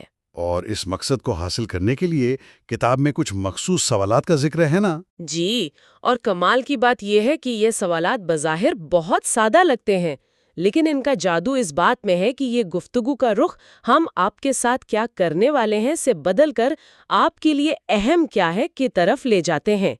یہ کنٹرول ڈاکٹر کے ہاتھ سے لے کر مریض کو واپس دیتا ہے۔ پہلا سوال ہے، آپ کے سمجھ میں آپ کی بیماری کی صورتحال کیا ہے؟ یہ تو ایک طرح سے ریالٹی چیک ہے، یہ جاننے کے لیے کہ ہم دونوں ایک ہی صفحے پر ہیں بھی یا نہیں۔ بالکل، اس سے ڈاکٹر کو یہ پتہ چلتا ہے کہ مریض حقیقت سے کتنا واقف ہے، کیا وہ کسی غلط فہمی میں تو نہیں، کہیں ایسا تو نہیں کہ ڈاکٹر سوچ رہا ہو کہ مریض کو سب پتہ ہے جبکہ مریض اب بھی مکمل صحت یابی کی امید لگائے بیٹھا ہو۔ یہ سوال گفتگو کی بنیاد رکھتا ہے۔ جب آپ کو پتہ چل جائے کہ مریض کہاں کھڑا ہے، تب آپ دوسرا اور شاید سب سے اہم سوال پوچھتے ہیں، مستقبل کے بارے میں آپ کے سب سے بڑے خوف یا خدشات کیا ہیں؟ یہ خوف والی بات یہ واقعی سوچنے پر مجبور کرتی ہے، کیونکہ ڈاکٹر کا کام تو بیماری کا علاج کرنا ہے۔ کیا یہ ان کی ذمہ داری ہے کہ وہ مریض کے نفسیاتی اور وجودی خوف کو بھی سمجھیں؟ کیا ان کے پاس اس کی ٹریننگ ہوتی بھی ہے؟ یہی تو گواندے کا مرکزی نقطہ ہے کہ جدید طب نے بیماری کو انسان سے الگ کر دیا ہے۔ ہم پھیپھڑوں کا علاج کرتے ہیں، دل کا علاج کرتے ہیں، لیکن اس انسان کو بھول جاتے ہیں جس کے اندر یہ اعضاء ہیں۔ جب تک آپ یہ نہیں جانیں گے کہ مریض کا اصل خوف کیا ہے، آپ اس کی مدد نہیں کر سکتے۔ کیا اسے شدید درد میں مبتلا ہونے کا خوف ہے، یا اپنی آزادی اور خود مختاری کھونے کا ڈر ہے، یا جیسا کہ کتاب میں مصنف کے والد کو تھا، انہیں سب سے بڑا خوف یہ تھا کہ وہ فالج کا شکار ہو کر اپنی بیوی پر بوجھ بن جائیں گے۔ جب ان کے ڈاکٹر کو یہ خوف معلوم ہوا تو وہ ایک ایسا علاج تجویز کر سکا جس سے یہ خطرہ کم سے کم تھا۔ یہ بات بہت گہری ہے، یعنی علاج کا مقصد صرف زندگی کے دن بڑھانا نہیں بلکہ ان خدشات کو دور کرنا بھی ہے جو زندگی کو بےمعنی بنا رہے ہیں۔ اس کے بعد تیسرا سوال آتا ہے۔ جی، اور تیسرا سوال گفتگو کا محور مکمل طور پر بدل دیتا ہے۔ یہ سوال ہے، آپ کی ترجیحات کیا ہیں؟ اگر وقت کم ہو تو آپ کے لیے سب سے اہم کیا ہے؟ یہ سوال بات کو علاج کی ناکامی سے ہٹا کر زندگی کے مقصد کی طرف لے جاتا ہے۔ کیا مریض اپنے پوتے کی گریجویشن دیکھنا چاہتا ہے؟ کیا وہ گھر کے باغ میں بیٹھ کر چائے پینا چاہتا ہے؟ کیا اس کی ترجیح درد سے مکمل نجات ہے، چاہے اس کے لیے اسے غنودگی میں ہی کیوں نہ رہنا پڑے، یا وہ ذہنی طور پر ہر حال میں چوکنا رہنا چاہتا ہے؟ جب آپ کو یہ معلوم ہو جاتا ہے تو پھر علاج کے فیصلے خود بخود واضح ہونے لگتے ہیں۔ اور چوتھا سوال ان ترجیحات کو عملی شکل دینے میں مدد کرتا ہے۔ بالکل، چوتھا اور آخری سوال ہے، کون سی قربانیاں دینے کے لیے آپ تیار ہیں اور کون سی نہیں؟ یہ ایک بہت ہی عملی سوال ہے۔ اس سے یہ واضح ہوتا ہے کہ مریض اپنی ترجیحات کو حاصل کرنے کے لیے کتنی تکلیف برداشت کرنے کو تیار ہے۔ کیا وہ ایک اور کیمو تھراپی کے سیشن کے لیے ہسپتال میں 3 ہفتے گزارنے کو تیار ہے، جس کے کامیاب ہونے کا امکان صرف 15% ہے؟ یا وہ گھر پر رہنا پسند کرے گا اپنے پیاروں کے بیچ، چاہے اس سے اس کی زندگی کے دن کچھ کم ہی کیوں نہ ہو جائیں؟ یہ 4 سوالات مل کر یہ مریض کو اپنی زندگی کی کہانی کا مصنف بننے کا اختیار دیتے ہیں، بجائے اس کے کہ وہ میڈیکل سسٹم کی لکھی ہوئی کہانی کا ایک بے بس کردار بن کر رہ جائے۔ یہ سوالات تو واقعی بہت طاقتور ہیں، لیکن یہ سب اس وقت بےمعنی ہو جاتے ہوں گے جب خاندان کا دباؤ شامل ہو جائے۔ یہ ایک بہت بڑی پیچیدگی ہے نا؟ کتاب میں ایک 29 سالہ نوجوان کی کہانی ہے، وہ بہت تکلیف دہ تھی۔ جی، وہ ایک انتہائی دلخراش مثال ہے۔ ایک نوجوان جسے دماغ کا ٹیومر تھا، وہ کئی ناکام علاجوں کے بعد اس نتیجے پر پہنچا تھا کہ وہ اب مزید تکلیف نہیں سہنا چاہتا اور علاج روکنا چاہتا ہے۔ لیکن اس کا والد، جو اس سے بے پناہ محبت کرتا تھا، روزانہ انٹرنیٹ سے علاج کے بارے میں نئے نئے مضامین کے پرنٹ آؤٹ لے کر آتا اور اسے مزید علاج پر مجبور کرتا۔ یہ وہ لمحہ ہوتا ہے جہاں محبت اور امید مریض کی اپنی خواہش پر حاوی ہو جاتی ہے۔ اور تحقیق بھی تو یہی کہتی ہے کہ تقریباً 2/3 مریض اپنے پیاروں کی خواہش پر وہ علاج کروانے پر راضی ہو جاتے ہیں جو وہ خود نہیں چاہتے۔ ایسی صورتحال میں ڈاکٹر کا کیا کردار ہونا چاہیے؟ وہ کس کا ساتھ دے؟ یہاں ڈاکٹر کا کردار انتہائی اہم اور نازک ہو جاتا ہے۔ گوانڈے 2 طرح کے ڈاکٹر مریض تعلق کی بات کرتے ہیں۔ ایک تو ہے جسے وہ کہتے ہیں معلوماتی ماڈل، انفارمیٹو ماڈل۔ اس میں ڈاکٹر ایک ٹیکنیکل ماہر کی طرح سارے حقائق اور اعداد و شمار مریض کے سامنے رکھ دیتا ہے اور کہتا ہے یہ آپشنز ہیں، فیصلہ آپ کا ہے۔ اچھا، یہ دکاندار والی مثال بہت دلچسپ ہے کہ یہ سارا سامان ہے، جو پسند ہے لے لیں۔ لیکن کیا اس انفارمیٹو ماڈل کے پیچھے ڈاکٹر کی یہ نیت نہیں ہوتی کہ وہ مریض کی خود مختاری کا احترام کر رہا ہے کہ میں ماہر ہوں لیکن زندگی آپ کی ہے، اس لیے فیصلہ بھی آپ کا ہے؟ بالکل، اور نیت اچھی ہو سکتی ہے، لیکن گواندے کا نقطہ یہ ہے کہ یہ ایک طرح کی جھوٹی خود مختاری ہے۔ جب آپ شدت بیمار ہوں، خوف زدہ ہوں اور درد میں مبتلا ہوں تو آپ کو صرف ڈیٹا نہیں چاہیے، آپ کو ایک رہنما کی ضرورت ہوتی ہے، ایک مشیر کی جو اس ڈیٹا کو آپ کی اقدار اور ترجیحات کے ساتھ جوڑنے میں مدد دے۔ اسی لیے گواندے تشریحی ماڈل یعنی انٹرپریٹیو ماڈل کی وکالت کرتے ہیں۔ اس میں ڈاکٹر صرف معلومات فراہم نہیں کرتا بلکہ وہ مریض کو یہ سمجھنے میں مدد دیتا ہے کہ مختلف آپشنز اس کی زندگی پر کیا اثر ڈالیں گے اور کون سا راستہ اس کی ترجیحات سے سب سے زیادہ مطابقت رکھتا ہے۔ اس کا کام مریض کے لیے فیصلہ کرنا نہیں بلکہ مریض کو بہترین فیصلہ کرنے کے قابل بنانا ہے۔ تو اس کا مطلب ہے کہ ڈاکٹر کی ذمہ داری ہے کہ وہ خاندان کو بھی اس گفتگو میں شامل کرے اور مریض کی خواہشات کو واضح کرے۔ جی، اور یہ واضح کرے کہ سچ بولنا ظالمانہ نہیں ہے۔ مریضوں کو یہ حق حاصل ہے کہ وہ جان سکیں کہ ان کے ساتھ کیا ہو رہا ہے تاکہ وہ اپنی باقی ماندہ زندگی کے بارے میں باخبر اور باوقار فیصلے کر سکیں۔ ڈاکٹر کی ذمہ داری صرف بیماری سے لڑنا نہیں بلکہ مریض کو ایک ایسے انجام سے بچانا بھی ہے جو وہ خود اپنے لیے کبھی نہ چاہتا ہو۔ اس گفتگو کو ایک منظم شکل دینے کی بھی تو کوشش کی گئی ہے۔ کتاب میں امریکہ کی ریاست وسکونسن کے شہر لا کراس کی مثال دی گئی ہے، جہاں ایڈوانس ڈائریکٹیوز پر بہت کام ہوا۔ یہ کیا تصور ہے؟ یہ بنیادی طور پر ایک کوشش تھی کہ لوگوں کو بحران آنے سے پہلے ہی ان مشکل فیصلوں کے بارے میں سوچنے پر آمادہ کیا جائے۔ وہاں ایک مہم چلائی گئی جس کے تحت لوگوں کو ایک فارم دیا جاتا تھا جس میں 4 بنیادی سوالات تھے۔ پہلا، اگر آپ کا دل دھڑکنا بند کر دے تو کیا اسے دوبارہ چلانے کی کوشش کی جائے یعنی CPR؟ دوسرا، اگر آپ خود سانس نہ لے سکیں تو کیا آپ وینٹیلیٹر پر جانا چاہیں گے؟ تیسرا، کیا آپ سنگین انفیکشن کی صورت میں اینٹی بائیوٹکس لینا چاہیں گے؟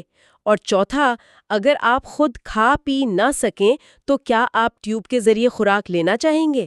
یہ تو بہت براہ راست اور مشکل سوالات ہیں۔ کیا صرف ایک فارم پر ہاں یا نہ میں نشان لگا دینا اس پیچیدہ مسئلے کا حل ہو سکتا ہے؟ مجھے تھوڑا میکینکی سا لگتا ہے۔ آپ کا شک بالکل درست ہے، اور یہی سب سے اہم نقطہ ہے جو لا کراس کے تجربے سے سامنے آیا۔ انہوں نے دریافت کیا کہ ان فارمز کا اصل فائدہ ان کے بھرے جانے میں نہیں بلکہ اس گفتگو میں ہے جو ان کو بھرنے کے لیے ہوتی ہے۔ یہ فارم بذات خود مقصد نہیں ہے، یہ صرف گفتگو شروع کرنے کا ایک ذریعہ ہے، ایک کانورسیشن سٹارٹر۔ ان کا اصل فائدہ یہ ہے کہ مریض اور خاندان ایمرجنسی آنے سے پہلے ہی ان مشکل موضوعات پر سوچنا اور بات کرنا شروع کر دیتے ہیں تاکہ جب بحران کا لمحہ آئے تو افراتفری اور خوف کے عالم میں جذباتی فیصلے نہ کرنے پڑیں۔ تو مقصد صرف ہاں یا نہ میں جواب لینا نہیں بلکہ یہ سمجھنا ہے کہ مریض ایسا کیوں سوچتا ہے، اس کی سوچ کے پیچھے اس کی کون سی اقدار اور ترجیحات کام کر رہی ہیں۔ بالکل وہی بات۔ شاید ایک مریض کہے کہ میں وینٹیلیٹر پر نہیں جانا چاہتی کیونکہ میں اپنی بیوی پر بوجھ نہیں بننا چاہتی، یا کوئی کہے میں ہر ممکن علاج چاہتا ہوں کیونکہ مجھے اپنے بیٹے کی شادی دیکھنی ہے۔ اصل خزانہ اس کیوں کے میں چھپا ہے، وہ فارم صرف اس کیوں کے تک پہنچنے کا ایک بہانہ ہے۔ تو اگر ہم آج کی اس پوری بحث کو سمیٹیں تو خلاصہ یہ ہے کہ زندگی کے اختتام پر ہونے والی یہ مشکل گفتگویں محض ایک آپشن نہیں بلکہ اچھی میڈیکل کیئر کا ایک لازمی اور بنیادی حصہ ہیں۔ یہ صرف علاج کے انتخاب کے بارے میں نہیں ہوتی، بلکہ یہ مریض کے اندرونی خوف، اس کی امیدوں اور اس کی زندگی کی سب سے گہری ترجیحات کو سمجھنے اور ان کا احترام کرنے کے بارے میں ہوتی ہیں۔ اور جب یہ گفتگو سچائی اور ہمدردی کے ساتھ کی جاتی ہے تو یہ مریضوں کو اپنی زندگی کے آخری باب کو اپنی مرضی اور وقار کے ساتھ شکل دینے کا موقع فراہم کرتی ہے۔ اور اس میں ایک حتمی سوچ یہ ہے کہ ہمیں شاید طب کے مقصد کو اثر نو سمجھنے کی ضرورت ہے۔ طب کا مقصد صرف موت اور بیماری سے ہر قیمت پر لڑنا نہیں ہے۔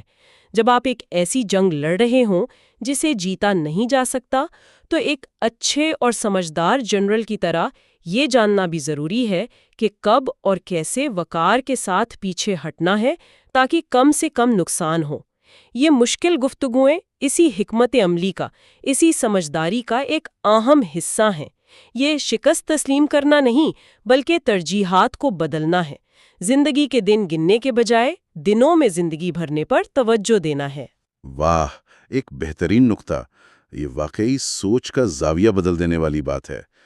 اچھا، تو اگلی نشست میں ہم اتل گوانڈے کی اسی کتاب کے آخری باب حوصلہ یعنی کریج پر بات کریں گے، اور یہ جاننے کی کوشش کریں گے کہ ان مشکل گفتگوؤں اور ان سے نکلنے والے فیصلوں پر عمل کرنے کے لیے مریضوں، ان کے خاندانوں اور خود ڈاکٹروں کو کس قسم کے حوصلے اور ہمت کی ضرورت ہوتی ہے۔ آج ہم اتل گوانڈے کی کتاب بینگ مارٹل کی ایک بہت ہی گہرے باب پر بات کرنے جا رہے ہیں۔ 8واں چیپٹر، حوصلہ یعنی کریج۔ جی، اور جب ہم حوصلے کا لفظ سنتے ہیں تو فوراً ذہن میں کوئی سپاہی، کوئی میدان جنگ آ جاتا ہے نا؟ بالکل، لیکن گوانڈے اس لفظ کو ایک بالکل مختلف میدان جنگ میں استعمال کر رہے ہیں۔ مطلب ہسپتال کا کمرہ جہاں ایک ڈاکٹر، مریض اور اس کا خاندان زندگی کے سب سے کٹھن فیصلوں کا سامنا کر رہے ہوتے ہیں۔ صحیح کہا۔ تو آج کا ہمارا مرکزی سوال بھی یہی ہے کہ جب علاج کے تمام راستے محدود ہو جائیں تو ایک ڈاکٹر، مریض اور خاندان کے لیے اصل حوصلہ ہے کیا؟ کیا یہ آخری سانس تک لڑتے رہنے کا نام ہے یا پھر کچھ اور؟ یہی اس باب کی خوبصورتی ہے۔ یہ سوال مجھے سیدھا قدیم یونان لے جاتا ہے۔ کتاب میں بھی سقراط کا ذکر ہے جو اپنے 2 جرنیلوں لاکیس اور نیکیاس سے یہی پوچھتا ہے کہ حوصلہ کیا ہے؟ بالکل، اور یہ کوئی عام فلسفیانہ بحث نہیں، یہ اس باب کی آپ کہہ سکتی ہیں بنیاد ہے۔ تو پہلا جرنیل لاکیش وہ کیا کہتا ہے؟ وہ بہت سیدھا سا جواب دیتا ہے، کہتا ہے حوصلہ روح کی ثابت قدمی ہے، یعنی ہر حال میں ڈٹے رہنا، میدان کبھی نہیں چھوڑنا۔ ایک منٹ، یہ تو بالکل وہی بات ہے جو ہم جدید طب میں ہر روز سنتے ہیں، fight till the end, never give up. آپ نے بالکل صحیح پکڑا۔ لوکس کا جواب آج کے ڈاکٹر کا منشور لگتا ہے کہ بس لڑتے رہو، ہار مت مانو۔ لیکن پھر دوسرا جرنیل نیکیاس، وہ اس سے اتفاق نہیں کرتا؟ نہیں، وہ ایک بہت گہری بات کرتا ہے۔ وہ کہتا ہے کہ حوصلہ یہ جاننا ہے کہ کس چیز سے ڈرنا چاہیے اور کس سے نہیں، اور سقراط اسی تعریف کو زیادہ دانشمندانہ قرار دیتا ہے۔ اور گوانڈے اسی نقطے کو طب پر لاگو کرتے ہیں۔ جی، وہ کہتے ہیں کہ ہمت کا مطلب آنکھیں بند کر کے موت سے لڑتے رہنا نہیں، بلکہ یہ جاننا ہے کہ کب رکنا ہے، اصل ڈر کس چیز سے ہونا چاہیے۔ لیکن کیا یہ ڈاکٹر کی تربیت کے، اس کے حلف کے خلاف نہیں جاتا؟ انہیں تو ہر حال میں جان بچانے کا سکھایا جاتا ہے۔ بہت مشکل ہوتا ہے یہ فیصلہ، اور یہی تو اصل امتحان ہے۔ دیکھیں، جدید طب میں ہم انسان کے جسم کو مصنوعی طریقوں سے بہت لمبے عرصے تک چلا سکتے ہیں، یہاں تک کہ جب زندگی کا کوئی معیار ہی باقی نہ رہا ہو۔ تو اصل سوال یہ بن جاتا ہے کہ ہم لڑ کس چیز سے رہے ہیں؟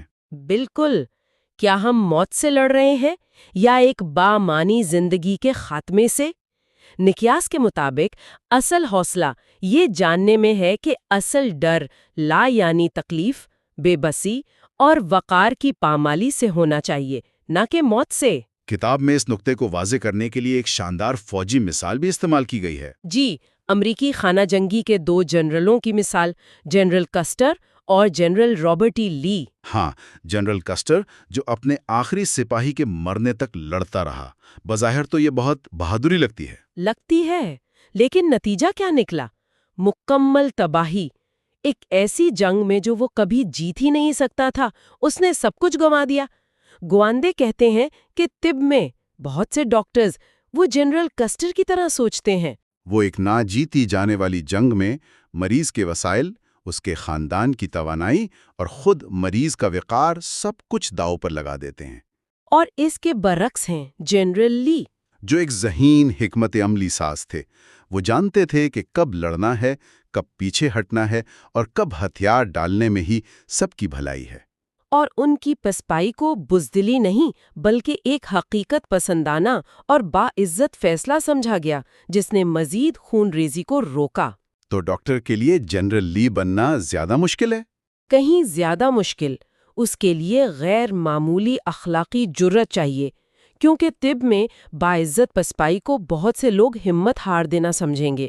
وہ سوچیں گے کہ ڈاکٹر نے کوشش چھوڑ دی۔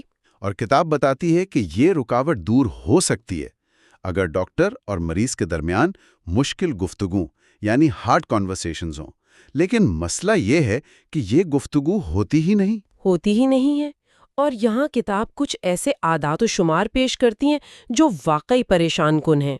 جیسے کہ ایک تحقیق کے مطابق 63% ڈاکٹرز اپنے ناقابل علاج مریضوں کی متوقع زندگی کا اندازہ حقیقت سے کہیں زیادہ لگاتے ہیں۔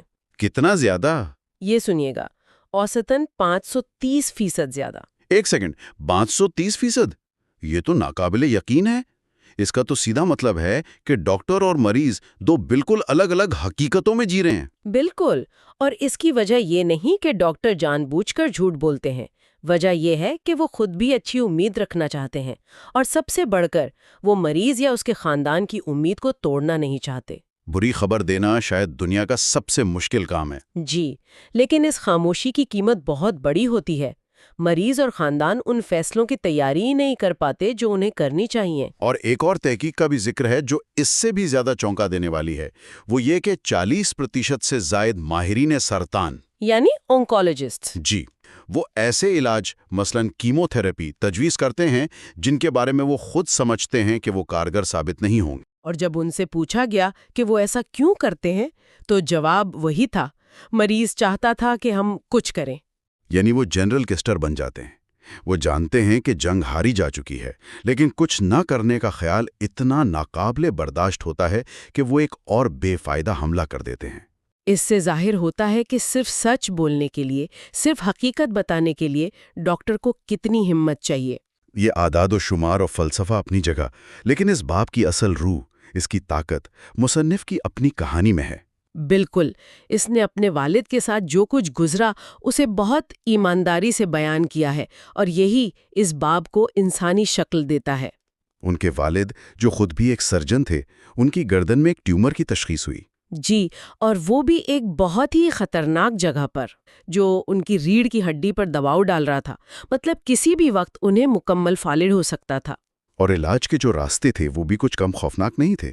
ایک بہت بڑا آپریشن جس کی کوئی گارنٹی نہیں، اور اس کے بعد مہینوں کی تکلیف دہ بحالی، یا پھر ریڈیشن اور کیمو تھراپی جس کے اپنے شدید مضر اثرات تھے۔ اور یہاں مصنف کے والد نے ایک ایسا فیصلہ کیا جو زیادہ تر لوگ شاید نہیں کر پاتے۔ انہوں نے علاج سے انکار کر دیا۔ انہوں نے صاف کہہ دیا کہ وہ اپنی زندگی کے باقی بچے ہوئے دن، چاہے وہ جتنے بھی ہوں، ہسپتال کے بستر پر، تکلیف میں اور دوسروں پر انحصار کرتے ہوئے نہیں گزارنا چاہتے۔ ان کے لیے چلنا پھرنا، لوگوں سے بات چیت کرنا اور ذہنی طور پر حاضر رہنا سب سے اہم تھا۔ وہ اپنی آزادی نہیں کھونا چاہتے تھے۔ لیکن یہ فیصلہ خاندان کے لیے قبول کرنا بہت مشکل تھا، خاص طور پر مصنف کی والدہ کے لیے۔ یہ ایک بہت فطری رد عمل ہے۔ ظاہر ہے، جب ہمارا کوئی پیارا تکلیف میں ہو تو ہم چاہتے ہیں کہ دنیا کا بہترین علاج ہو، ہر آپشن آزمایا جائے۔ اور اسی کشمکش کے بیچ وہ ایک لمحہ آتا ہے جو سب کچھ بدل دیتا ہے۔ کھانے کی میز پر جب سب پریشان ہیں تو مصنف کے والد ایک بہت ہی سادہ سا جملہ کہتے ہیں۔ کیا کہتے ہیں وہ؟ وہ کہتے ہیں، میں یہ سوچ رہا ہوں کہ مرنے کے عمل کو طول کیسے نہ دوں۔ یہ کھانا، یہ بھی عمل کو طول دیتا ہے۔ یہ ایک ایسا جملہ ہے جو سیدھا دل پر لگتا ہے۔ ایک انسان کا اپنی فیملی کے سامنے یہ کہنا، اس کے لیے کتنی ذہنی وضاحت اور ہمت چاہیے ہوگی۔ بالکل، اس ایک جملے میں انہوں نے اپنی پوری کیفیت بیان کر دی۔ ان کا مقصد زندگی کو کسی بھی قیمت پر طول دینا نہیں تھا، بلکہ مرنے کے تکلیف دہ عمل کو مختصر کرنا تھا۔ اور یہ وہی نقطہ ہے جو سقراط نے اٹھایا تھا۔ انہوں نے یہ جان لیا تھا کہ اصل ڈر کس چیز سے ہونا چاہیے۔ جی، ان کے لیے اصل ڈر موت نہیں تھی، بلکہ ایک بے بس، تکلیف دہ اور وقار سے عاری زندگی تھی۔ یہ کہانی ہمیں سکھاتی ہے کہ اصل بہادری ہر قیمت پر زندگی کو کھینچنے میں نہیں، بلکہ اپنے وقار کو محفوظ رکھنے میں ہے۔ تو جب مریضوں سے پوچھا جاتا ہے کہ زندگی کے آخری لمحات میں ان کے لیے کیا اہم ہے، تو جواب اکثر وہ نہیں ہوتا جو طبی نظام سوچ رہا ہوتا ہے۔ جی، کتاب میں اس پر تحقیق کا حوالہ بھی ہے۔ جب ناقابل علاج بیماری میں مبتلا لوگوں سے پوچھا گیا کہ ان کی ترجیحات کیا ہیں، تو فہرست کچھ یوں تھیں: تکلیف سے بچنا، اپنے پیاروں کے ساتھ وقت گزارنا، ذہنی طور پر حاضر رہنا اور دوسروں پر بوجھ نہ بننا۔ زندگی کی طوالت مطلب چند ہفتے یا مہینے زیادہ جینا اس فہرست میں اکثر بہت نیچے ہوتا ہے۔ بہت نیچے۔ تو پھر طب کا اصل مقصد کیا ہے؟ اگر صرف زندگی بچانا یا اسے طول دینا نہیں، تو پھر کیا؟ اور یہی وہ انقلابی سوال ہے جو گواندے اٹھاتے ہیں۔ وہ کہتے ہیں کہ طب کا کام صرف صحت اور بقا یعنی سروائیول کو یقینی بنانا نہیں ہے، اس کا دائرہ کار اس سے کہیں زیادہ وسیع ہے۔ طب کا اصل مقصد انسان کی مجموعی فلاح و بہبود یعنی ویل بینگ کو ممکن بنانا ہے۔ اور فلاح و بہبود کیا ہے؟ یہ ان وجوہات سے عبارت ہے جن کے لیے کوئی شخص زندہ رہنا چاہتا ہے۔ اگر علاج ان وجوہات کو ہی ختم کر دے، چلنے پھرنے کی صلاحیت، سوچنے سمجھنے کی طاقت، اپنے پیاروں کے ساتھ تعلق، تو پھر وہ علاج اپنے مقصد میں ناکام ہو گیا۔ چاہے اس نے زندگی کو چند دن یا ہفتے بڑھا ہی کیوں نہ دیا ہو۔ بالکل۔ اس کا مطلب یہ ہوا کہ ڈاکٹر کا حوصلہ صرف ایک پیچیدہ آپریشن کرنے یا ایک نئی دوا آزمانے میں نہیں ہے۔ نہیں ہے۔ اس کا اصل حوصلہ یہ سمجھنے میں ہے کہ اس کے مریض کے لیے زندہ رہنے کا اصل مطلب کیا ہے۔ مطلب یہ کہ ڈاکٹر اپنے تکنیکی علم کے خول سے باہر نکلے، مریض کے ساتھ بیٹھے اور یہ مشکل سوالات پوچھیں۔ جی، پوچھے کہ آپ کے خدشات کیا ہیں؟ آپ کے لیے کیا چیز سب سے زیادہ اہمیت رکھتی ہے؟ اگر وقت محدود ہو تو آپ اسے کیسے گزارنا چاہیں گے؟ اور پھر ان جوابات کی روشنی میں علاج کے منصوبے کو ترتیب دے، چاہے اس کا مطلب کم علاج کرنا ہی کیوں نہ ہو۔ چاہے اس کا مطلب کم علاج کرنا ہی کیوں نہ ہو۔ یہی مریض کی اقدار اور اس کی خود مختاری کا احترام ہے، یہی حقیقی ہمت ہے۔ تو آج کی اس گفتگو کو سمیٹتے ہوئے ہم نے دیکھا کہ بینگ مارٹل کا یہ باب ہمیں حوصلے کی ایک نئی تعریف دیتا ہے۔ جی، کہ طب کی دنیا میں اصل حوصلہ ٹیکنالوجی کے بے دریغ استعمال یا موت کے خلاف ایک نہ ختم ہونے والی جنگ میں نہیں ہے۔ اصل حوصلہ انسانیت میں ہے، سچائی کا سامنا کرنے کی ہمت میں، مریض کے وقار اور اس کی ذاتی ترجیحات کو سمجھنے اور ان کا احترام کرنے میں، اور یہ تسلیم کرنے میں کہ طب کا مقصد صرف زندگی کے دن گننا نہیں، بلکہ ان دنوں کو زندگی سے بھرنا ہے۔ اور یہ سمجھنا ہم سب کے لیے ضروری ہے، کیونکہ یہ فیصلے صرف ہسپتالوں میں نہیں ہوتے، یہ ہمارے اپنے گھروں میں، ہمارے اپنے خاندانوں کے ساتھ ہوتے ہیں۔ یہ کتاب ہمیں ان گفتگوؤں کے لیے تیار کرتی ہے جو ہم سب کو کبھی نہ کبھی کرنی پڑتی ہیں، اپنے لیے یا اپنے پیاروں کے لیے۔ بالکل درست۔ اگلی اور اس سلسلے کی آخری نشست میں ہم اس کتاب کے اختتامیہ یعنی ایپیلاگ کا جائزہ لیں گے اور کتاب کے مرکزی پیغام کا ایک جامع خلاصہ پیش کریں گے تاکہ موت اور وقار کے اس اہم موضوع پر ہماری یہ گفتگو اپنے منطقی انجام کو پہنچ سکے۔ ہمارے ساتھ رہنے کا شکریہ۔ الکے واندے کی کتاب بینگ مارٹل پر ہماری گفتگو کے اس چھٹے اور آخری حصے میں خوش آمدید۔ پچھلی 5 اقساط میں ہم نے بڑھاپے، طب کی حدود اور زندگی کے آخری مراحل پر کافی گہری بات کی۔ جی، اور آج ہم ان تمام دھاگوں کو ایک ساتھ جوڑیں گے۔ ہم کتاب کے بالکل آخری حصے پر بات کریں گے، یعنی ایپیلاگ، جہاں مصنف اپنی پوری تحقیق اور ذاتی تجربے کا آپ کہہ سکتی ہیں کہ نچوڑ پیش کرتا ہے۔ اور یہ وہ حصہ ہے جہاں تھیوری اور حقیقت آپس میں ملتے ہیں، ہے نا؟ مطلب جو کچھ انہوں نے سیکھا اسے اپنی زندگی میں لاگو ہوتے ہوئے دیکھا۔ بالکل، اور یہ سب کچھ مصنف کے اپنے والد کی کہانی کے ذریعے سامنے آتا ہے۔ ٹھیک ہے، تو چلیں پھر شروع کرتے ہیں، دیکھتے ہیں کہ اس کتاب کا حتمی پیغام کیا ہے۔ جی، کتاب کا جو آخری حصہ ہے وہ ایک بہت ہی آپ کہیں کہ چونکا دینے والے خیال سے شروع ہوتا ہے۔ گواندے کہتے ہیں کہ جدید طب اپنے اصل مقصد کو ہی غلط سمجھ بیٹھی ہے۔ یہ تو بہت بڑا دعویٰ ہے۔ بہت بڑا دعویٰ ہے۔ ان کا کہنا ہے کہ ہم نے یہ مان لیا ہے کہ میڈیسن کا کام صرف صحت اور بقا کو یقینی بنانا ہے، مطلب کسی بھی قیمت پر انسان کو زندہ رکھنا۔ ہاں، بس سانس چلتی رہے۔ جی، لیکن وہ کہتے ہیں کہ یہ مقصد بہت محدود ہے۔ اصل مقصد آسودگی یعنی ویل بینگ کو ممکن بنانا ہے۔ آسودگی، ویل بینگ، اس کی وضاحت کیسے کی ہے انہوں نے؟ مطلب اس کا کیا مطلب ہے؟ آسودگی وہ تمام وجوہات ہیں جن کی بنا پر کوئی شخص زندہ رہنا چاہتا ہے۔ یہ صرف سانس لینے سے کہیں زیادہ گہری بات ہے۔ صحیح، یعنی زندگی کے دن گننے کے بجائے دنوں کو بامانی بنانے پر توجہ ہونی چاہیے۔ لیکن یہ تو ہر شخص کے لیے مختلف ہوگا، ہے نا؟ آپ نے بالکل صحیح نقطہ اٹھایا ہے، اور یہی تو اس کتاب کا مرکز ہے۔ گواندے کہتے ہیں کہ ڈاکٹر یہ جان ہی نہیں سکتے جب تک وہ پوچھے نہ۔ اچھا، اور وہ صرف یہ نہیں پوچھ سکتے کہ آپ کیسا محسوس کر رہی ہیں، انہیں گہرے سوالات کرنے ہوں گے۔ انہوں نے 4 بنیادی سوالات کی ایک فہرست دی ہے جو میرے خیال سے ہر ڈاکٹر کو ہر شدید بیمار مریض سے پوچھنی چاہیے۔ اچھا، وہ کیا سوالات ہیں اور وہ عام طبی سوالات سے مطلب کیسے مختلف ہیں؟ وہ بالکل مختلف ہے۔ پہلا سوال، آپ اپنی موجودہ صورتحال کو کس طرح سمجھتی ہیں؟ یعنی آپ کو کیا لگتا ہے کہ آپ کے ساتھ کیا ہو رہا ہے؟ ٹھیک ہے۔ دوسرا، آپ کے خدشات کیا ہیں اور آپ کی امیدیں کیا ہیں؟ یہ مریض کو اپنے ڈر اور خواہشات بیان کرنے کا موقع دیتا ہے۔ اور تیسرا سوال، یہ شاید سب سے اہم ہوگا۔ جی، یہ شاید سب سے اہم ہے۔ زندگی کے معیار کے لیے آپ کون سے سمجھوتے کرنے کو تیار ہیں اور کون سے نہیں؟ کیا آپ شدید درد برداشت کر سکتی ہیں اگر اس کا مطلب کچھ دن زیادہ جینا ہو؟ یا کیا آپ کے لیے چلنے پھرنے کی صلاحیت زیادہ اہم ہے یا ذہنی طور پہ چوکنا رہنا؟ بالکل۔ اور چوتھا سوال ان سب کو سمیٹتا ہے۔ ان تمام ترجیحات کو دیکھتے ہوئے آپ کے خیال میں بہترین راستہ کیا ہے؟ یہ سوالات پوری گفتگو کا رخ ہی بدل دیتے ہیں۔ یہ تو ڈاکٹر کو ایک مشیر بنا دیتے ہیں، صرف ایک ٹیکنیشین نہیں۔ اور مریض کو اپنی زندگی کا کنٹرول واپس دیتے ہیں۔ جی، مجھے لگتا ہے یہ سوچ تسکین بخش دیکھ بھال یعنی پیلیٹیو کیئر کے شعبے کی بنیاد ہے، لیکن گواندے کا خیال ہے کہ اسے ایک الگ شعبہ نہیں ہونا چاہیے۔ بالکل، اور یہ سمجھنا بہت ضروری ہے کہ پیلیٹیو کیئر کا مطلب ہار ماننا نہیں ہے۔ اس کا مقصد تو کسی بھی سنگین بیماری کی تشخیص کے ساتھ ہی شروع ہو جاتا ہے۔ درد کو قابو میں رکھنا، ذہنی سکون دینا۔ علاج کے ساتھ ساتھ؟ جی، علاج کے ساتھ ساتھ۔ گواندے کی دلیل یہی ہے کہ یہ سوچ، یہ سوالات پوچھنے کا عمل ہر ڈاکٹر کے کام کا حصہ ہونا چاہیے۔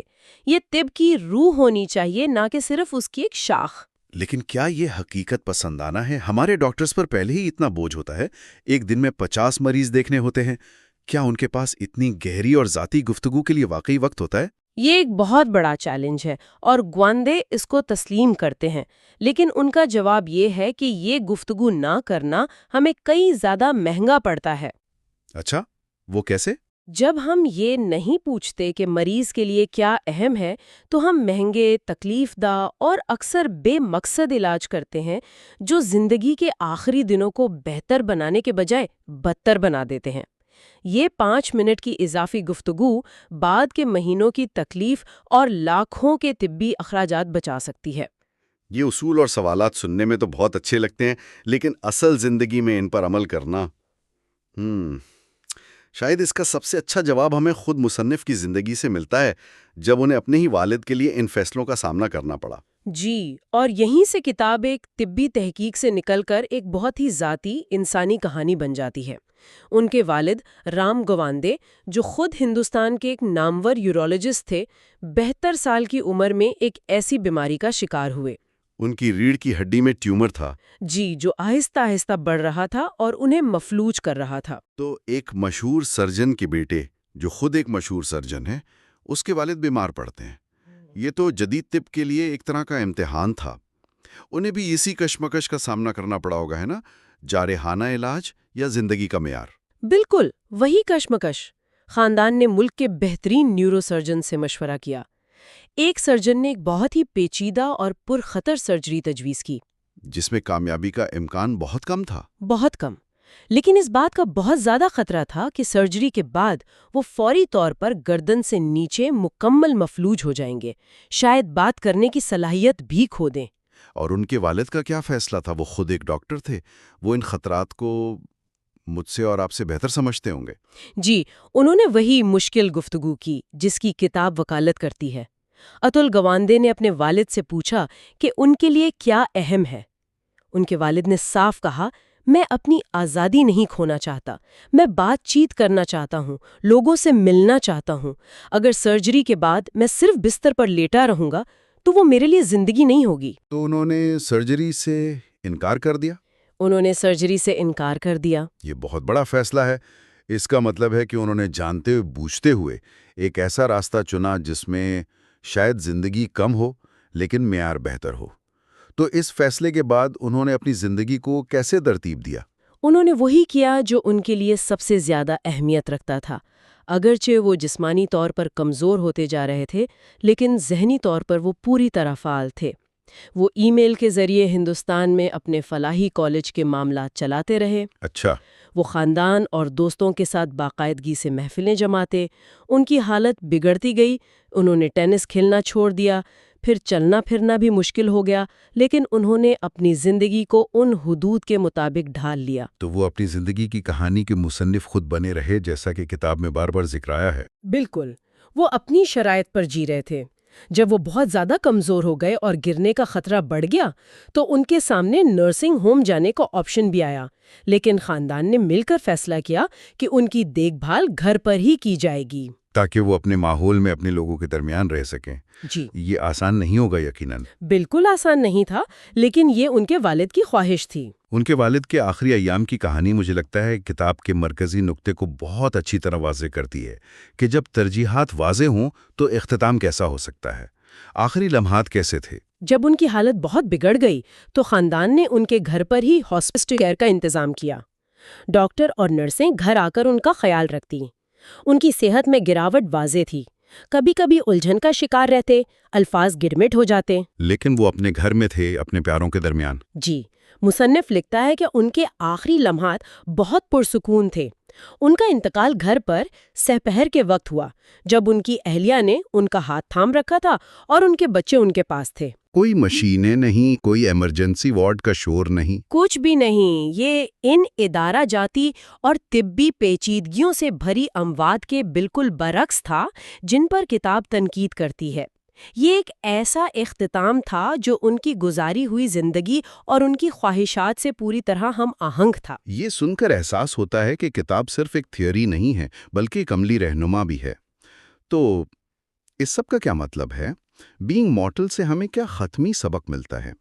اس پوری 6 حصوں کی گفتگو کو سمیٹتے ہوئے مرکزی پیغام کیا ہے؟ میرے خیال میں مرکزی پیغام یہ ہے کہ موت کوئی طبی ناکامی نہیں ہے، یہ زندگی کا ایک فطری، ناگزیر اور لازمی حصہ ہے۔ ٹھیک ہے۔ اصل المیہ موت نہیں ہے، بلکہ اصل المیہ یہ ہے کہ ہمارا معاشرہ اور ہمارا طبی نظام یہ تسلیم کرنے میں ناکام رہتے ہیں کہ بیمار اور بوڑھے لوگوں کی ترجیحات محض محفوظ رہنے اور چند دن زیادہ زندہ رہنے سے کہیں بڑھ کر ہوتی ہیں۔ ان کے لیے رشتے، وقار اور مقصدیت زیادہ اہمیت رکھتے ہیں۔ بالکل، جیسا کہ مصنف کہتا ہے، یہ اپنی زندگی کے تشخص کو برقرار رکھنے کی جنگ ہے۔ یہ اس بات کو یقینی بنانے کی کوشش ہے کہ آپ کون ہیں یہ آخر تک قائم رہے۔ اور اصل جدوجہد اپنی کہانی کے مصنف خود بنے رہنے کی ہے۔ جی، کتاب کے آخر میں گوانڈے ہمت کی ایک نئی تعریف پیش کرتے ہیں۔ ہم اکثر ہمت کا مطلب بیماری سے لڑنا سمجھتے ہیں، لیکن گوانڈے کہتے ہیں کہ حقیقی ہمت 2 حقیقتوں کو ایک ساتھ تسلیم کرنے کی طاقت کا نام ہے۔ اچھا، وہ 2 حقیقتیں کون سی ہے؟ پہلی حقیقت یہ ہے کہ ہماری حیاتیات کی اپنی ایک حد ہے۔ ایک وقت آتا ہے جب جسم جواب دے جاتا ہے اور یہ ہماری خواہشات سے بالاتر ہے۔ اس سچائی کو قبول کرنا ہمت کا پہلا قدم ہے۔ اور دوسری حقیقت؟ دوسری حقیقت یہ ہے کہ ان حدود کے اندر رہتے ہوئے بھی ہمارے پاس عمل کرنے اور اپنی کہانی کے اختتام کو خود تشکیل دینے کا اختیار موجود ہے۔ ہم یہ فیصلہ کر سکتے ہیں کہ ہم اپنے آخری دن، ہفتے اور مہینے کیسے گزاریں گے۔ تو سوال یہ نہیں کہ ہم کتنی دیر زندہ رہتے ہیں، بلکہ یہ کہ ہم کیسے زندہ رہتے ہیں، بالکل آخری لمحے تک۔ جی بالکل۔ اس کے ساتھ ہی اتل گوانڈے کی کتاب بینگ مارٹل پر ہماری 6 حصوں پر مشتمل یہ گہری گفتگو اپنے اختتام کو پہنچتی ہے۔ یہ طب، زندگی موت اور اس بنیادی سوال پر ایک بہت ہی گہری نظر ہے۔ ایک آخری خیال جس پر سوچا جا سکتا ہے وہ یہ ہے، ہم سب چاہتے ہیں کہ ہماری کہانی کا اختتام ہماری گزاری ہوئی زندگی سے مطابقت رکھتا ہو، لیکن یہ خود بخود نہیں ہوتا۔ اس کے لیے ہمت کی ضرورت ہوتی ہے۔ ہمت اور منصوبہ بندی کی۔ اصل چیلنج یہ ہے کہ ہم اپنے اندر اور اپنے معاشرے میں یہ ہمت پیدا کریں کہ ہم اپنے پیاروں سے، اپنے ڈاکٹروں سے اور خود اپنے آپ سے وہ صحیح سوالات پوچھ سکیں، وہ مشکل گفتگو کر سکیں جن سے ہم اکثر گریز کرتے ہیں۔ اہم خیالات پر مزید گہری گفتگو کے لیے ہمارے ساتھ جڑے رہیے۔ اس سفر میں ہمارے ساتھ شامل ہونے کا بہت شکریہ۔